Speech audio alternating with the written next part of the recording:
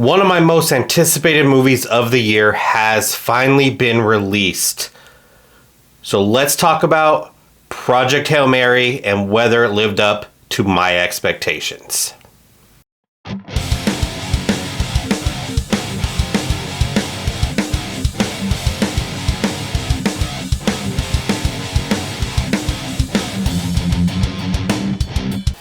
What's going on, everyone? Welcome back to the channel Real Jenkins, where we talk all things movies and TV. And today we might be talking about one of the best sci-fi movies in years. And that's saying a lot because I love sci-fi films. And of course, we're talking about Project Hail Mary starring Ryan Gosling, based on the novel by Andy Weir, which I have not read. So this whole review is based off of what I saw on film. And I'm just going to say it right up front. Being on my most anticipated list, this movie lived up to all that anticipation for me. To me, this is another sci-fi film that's going to join the ranks of movies like Interstellar, Arrival, and The Martian as one of the great space movies of the last 20 years. And that is not something I say lightly, because I am a huge sci-fi nerd. I love sci-fi films. 2001: A Space Odyssey is one of the greatest films ever made. And I love it when a sci-fi film makes you feel something. So those ones I listed made you feel something. And this one joins those ranks as making you feel something, making you feel emotions, making you feel the stakes are real. And I love that in this film. Now in this film, we follow Ryland Grace, played by Ryan Gosling. And he's a high school teacher who basically wakes up on a spaceship at the beginning of the film, completely alone, with no memory of who he is or how he got there. And right away, the movie kind of throws you into that confusion. You're not given answers right away.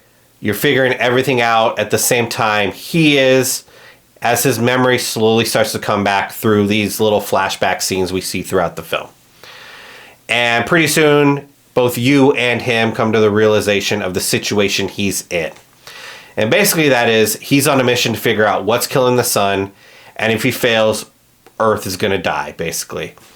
The concept alone is enough to hook you, but it's the way the story unfolds that really makes it work for me. Now, what I really loved about this film is how it handles its storytelling. The memory loss isn't just a gimmick, it's a tool, and it's used really well here.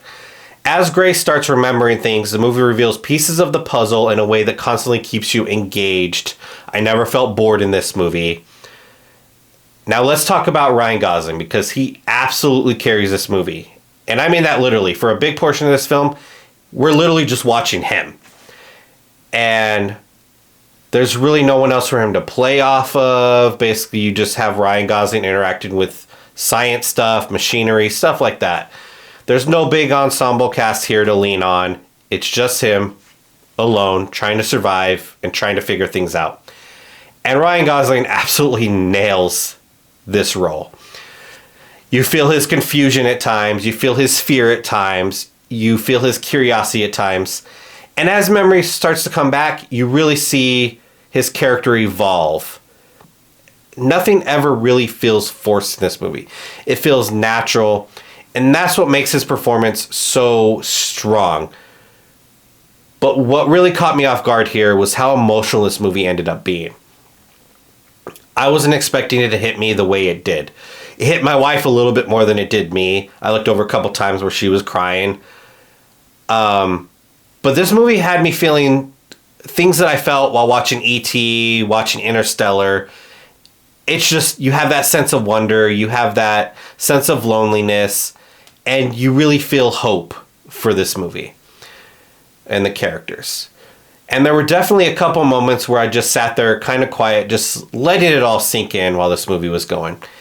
And that's when you know a movie like this is doing something right. When it makes you feel, without trying too hard, you're learning everything alongside Grace.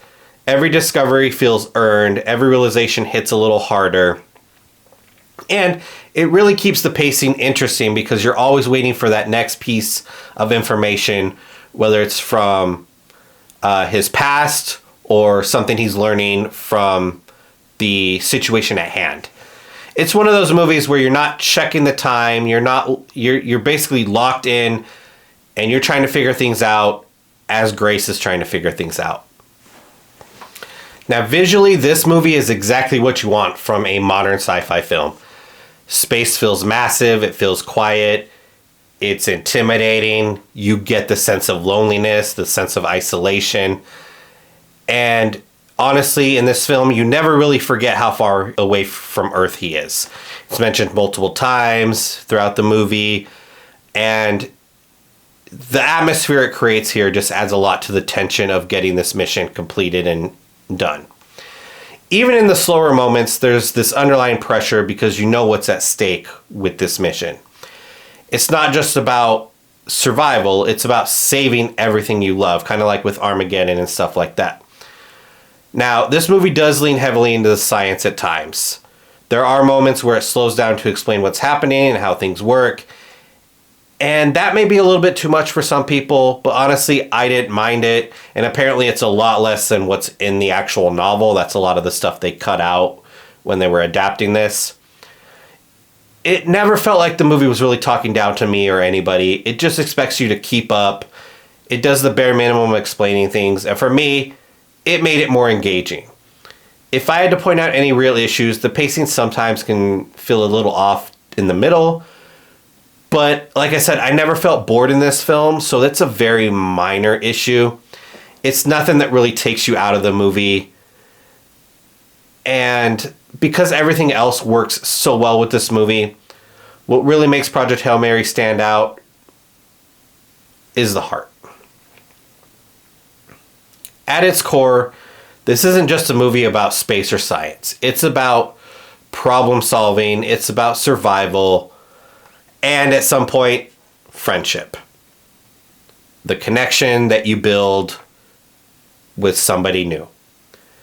I don't want to spoil it too much. If you haven't seen a trailer, then there you go. If you have seen a trailer, you know what I'm talking about. And it's this connection and friendship and stuff that puts in the same conversation as the greats. The best sci-fi films aren't just about what's out there. They're about what's inside and the connections we build and the emotions we have.